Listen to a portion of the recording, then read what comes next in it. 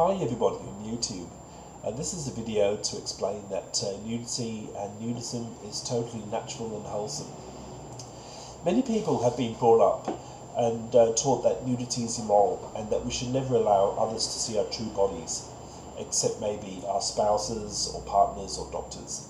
It's okay to titillate with provocative or skimpy clothing or tiny beachwear, but not to show the natural beauty of our nude bodies, especially not genitals or women's breasts.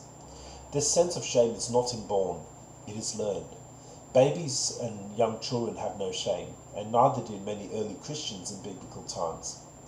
Fortunately, today, there is a growing, rapid naturist movement that has learned nude is not lewd. Nudism promotes a healthy respect and trust with each other, and after a few minutes of uncomfortableness when first exposed to this experience, it becomes much less sexual and much more naturally enjoyable. Of course, nudity can be sexual if consenting parties wish for it to be and in appropriate settings, but it is not necessary to progress from nudity to full-on sexual activity. We can learn to respect one another's sensitivities and interests and communicate these to one another. Nudism is commonly accepted in much of Europe, where it has been shown that sexual attitudes are much more healthy with less sexual abuse and sexual violence. Many women worry that public nudity might be mistaken to mean sexual availability. Many men worry that nudity might become too stimulating.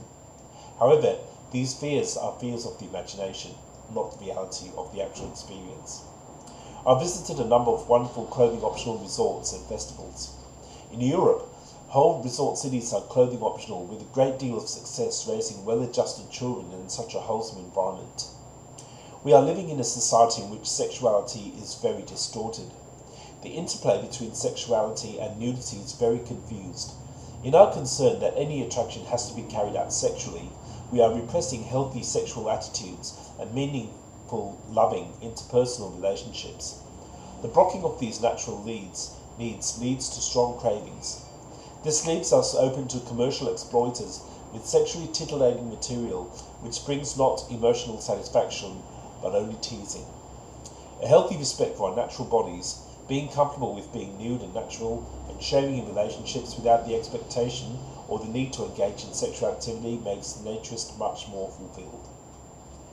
A teenager's reflection of naturist experience. If you're like me, you don't really say much in front of your friends, do you?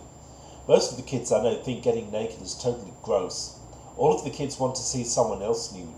Some of my friends brag about looking at Playboy or Penthouse magazines when their parents aren't home. I did tell a couple of guys about going to Paradise Lakes with the Sanibel naturists, but they thought that I was lying. They both said that they would like to go to a place like that, but would never take their clothes off. They just want to look at others. Aaron said that he would give anything to see Holly nude, and Rick spends most of his day in school trying to look up the girls' dresses.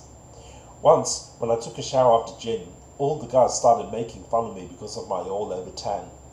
Most of my friends are very uncomfortable about being seen nude, even in the boys' shower. I feel very sorry for these kids, they're so uptight. I guess I should be really thankful that my mum and dad did not make me feel ashamed of my body. God made nothing more beautiful and dignified than the human body, which He especially designed in His own image and likeness. God's own supreme beauty is reflected in the human body as well as the soul. Whatever is beautiful in all of creation finds its perfection and fulfillment in the human form. If God meant for us to go nude, we would have been born that way. Summary of the benefits of social nudity. 1. Greater experiential appreciation for the beauty and the dignity of the human body. 2. A greater feeling of unity with others as external fences of clothing are removed. 3. A greater appreciation for our masculinity and femininity as we become convinced of how good it feels to be a man or a woman. 4. Many people suffer from feelings of not being accepted. Social nudity has proven to be marvelous therapy for this psychological malady. 5. Unnecessary curiosity about the naked body will be replaced with normal curiosity about sexual differences. This false puritanical shame ingrained in us by our upbringing is overcome. 6. Children exposed to social nudity are much more likely to grow up with healthy attitudes to their own bodies. 7. Nudism is healthy because it exposes the whole body to the air and the sun and gives people an added incentive to be fit. 8. Nudity is much more recreative, more joyful, and thus our recreation is much more effective. Who really prefers to wear a bathing suit to a birthday suit when swimming? 9. By being accustomed to nudity, we can react maturely to social situations of nudity that used to embarrass us, such as getting naked in locker rooms, gang showers, hospitals, and nudity in art and cinema. 10. We do not hypocritically admire the nude only in art, but in reality as well. The theology of clothing. Many people with different philosophies all claim God's guidance. Some say that our bodies are a wonderful creation and showing them in public is proper and beautiful. Others say that our bodies are sinful flesh that are warring against the soul, the source of lust and impure desires, and therefore needs to be kept hidden. Most of the rest claim that it is even too disgusting to even talk about. But let's look at the evidence. 1. Trying to hide from God. After Adam and Eve disobeyed God and was sinful, they were ashamed and afraid and tried to hide. They tried to hide behind fig leaves, but God was disappointed with Adam's excuse about clothes. God asked, "Who told you that you were naked?" This was man's immediate confused reaction to sin. Clothes were made for man's mental comfort, thinking that he could hide, and were not for God's benefit. When a person builds a temple, he doesn't mind if people look at the masterpiece and admire it. Why would God want modesty when only two people existed and they were declared as husband and wife? Later, God provided animals for food and man used the skins for clothing.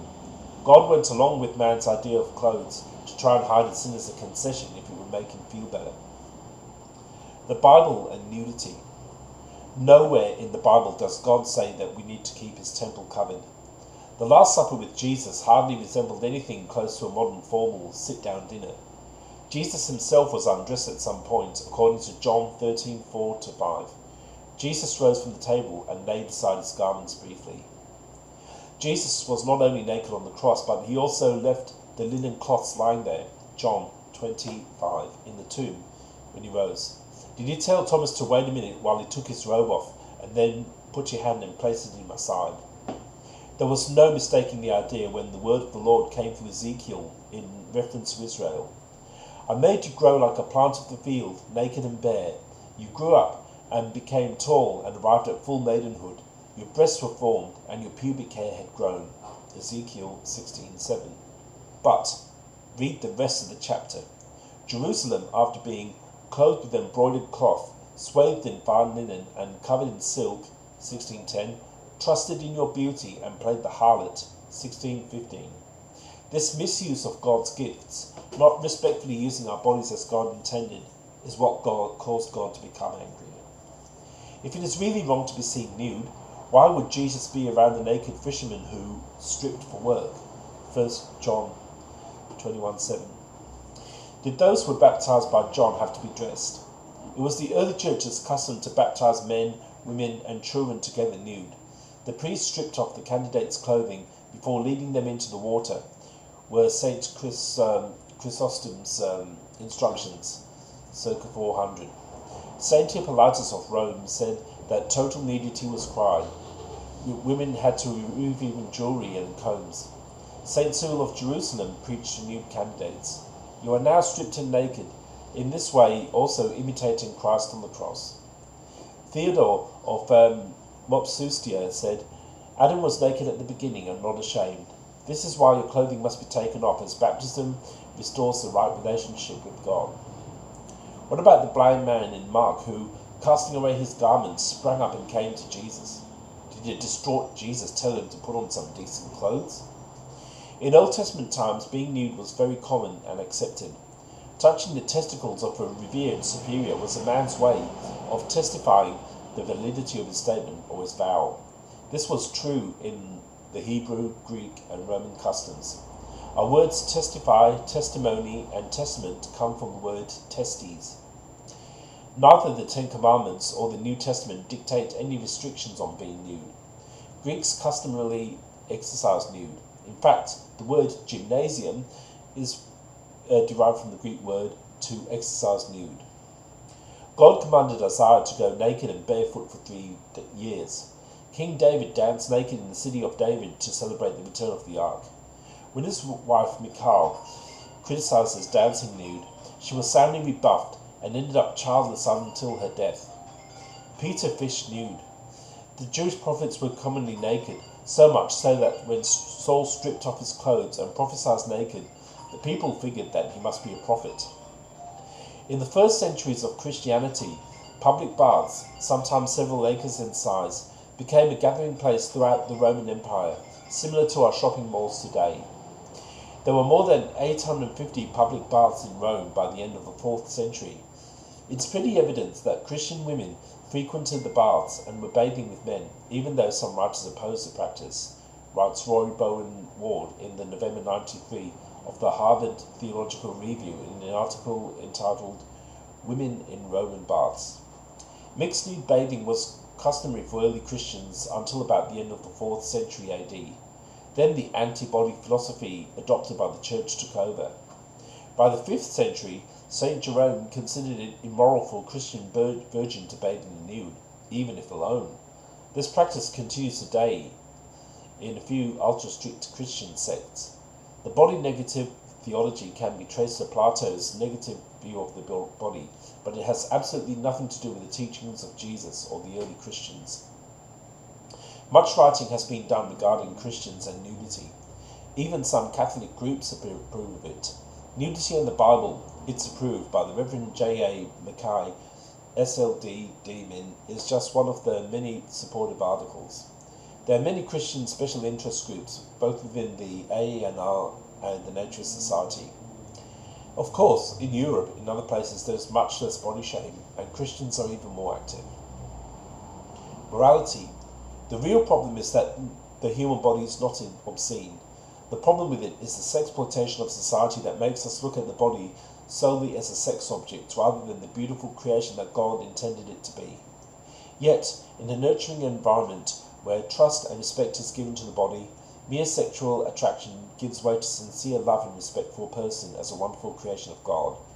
We must never be tripped up by the puritanical perversion that our body is shameful and needs to be covered up at all times. Being unclothed is not immoral. Immorality lies in not respecting your body or the bodies of others. Nudity and sexuality. Nudist activities have absolutely nothing to do with sexuality. Many people find it much less stimulating than a beach with swimwear that is designed to tease and titillate. It is about the respect of the body and person, and enjoying the beach or other activities in freedom of clothes. It is also used in some counselling to be open and not hide but our natural selves as God wonderfully created us. The initial problem is overcoming the shame based on scriptural teaching of some churches. The issue of nudity and sexuality is a very hot topic for nudists. The politically correct view is to completely divorce nudists from any sexuality. That, of course, is too extreme. Meaningful sexuality is a separate issue from nudism.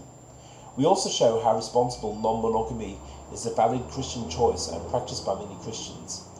Request our introductory material if interested in more liberal sexual views. Again, this is a very separate issue from the nudism issue. Many nudists also practice responsible non-monogamy, but many couples in open relationships do not practice nudism. Actually, the whole idea of the liberated Christians began with the founder, Bill Paris, placing an ad in a nudist publication to contact other Christian nudists.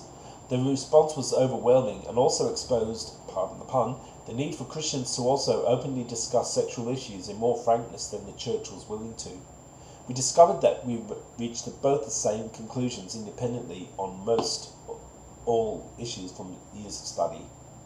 A problem with many Christians is that they are taught to have a closed mind towards nudity and sex. They all support each other in fixed thinking and never really explore the real world, thinking that it is evil, or really looking at the whys and what is really in Scripture, which often are not as it appeared from church traditional teaching. Legal issues. Being unclothed is not illegal on many federal lands, says the National Park Service. It's one of America's constitutional rights, according to a federal court decision.